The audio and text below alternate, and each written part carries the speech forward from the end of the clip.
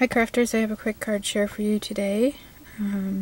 This card kind of took a mind of its own. It's not what I had originally planned, but I think it still came out kind of cute.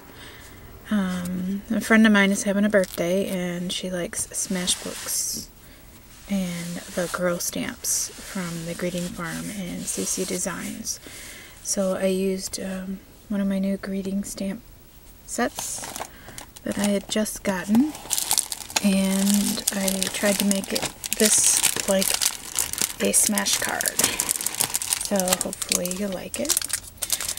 This is the stamp set that I used, which is Miss Anya Hats Off, and I used this little girl image here. And then the other items that I used was a Stampin' Up! Cute by the Inch stamp set, and I'd use this image here, and then this Eat Cake, and these are 1-inch square stamps. Another Stampin' Up! Set that I used was the Birthday Bakery, and I'd used this image here, and then this saying, "This is no day for just a sliver." I used my Creative Times label font, which is the stamp set, and then an old stamp set from Stampin' Up!, which was Fancy Flexible Frames, which has a lot of cute little stamps, little tiny stamps that you can fit on many things.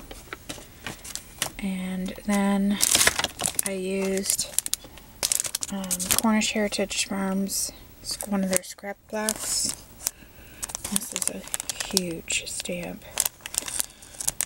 And you'll see where I've used all these things. And then I used the Sizzix library card pocket die, which is this here. And I'll show you that on the inside of the card. I used the Spellbinders Label 7. And then the last thing that I used was the Quick Cuts 2x2 instant photo card, or instant photo die. Alright, so let's get on to the card. The paper line that I used was still the Flower Shower stack from DCWV. And what I did with the little girl is I paper pieced her, and her hair and the highlighting of all the paper pieces are done with the Spectrum Noir markers. And then I took the Label 7 Nestability and cut out one in this polka dotted, like a crumb cake type of paper. And then I mounted the white one that I cut out with the Label 7 die. Used that scrap block to make the little dotted lines. I did score it in the center, and I went around the whole thing with T-dye Distress ink. And then this is one of the instant photos that I cut out of the designer paper. And then this is that Stampin' Up! Stamp die. Sorry, this is that Stampin' Up! Stamp. And then under here where you can't quite see it is another photo thing, and another one of those Stampin' Up! Inch stamps.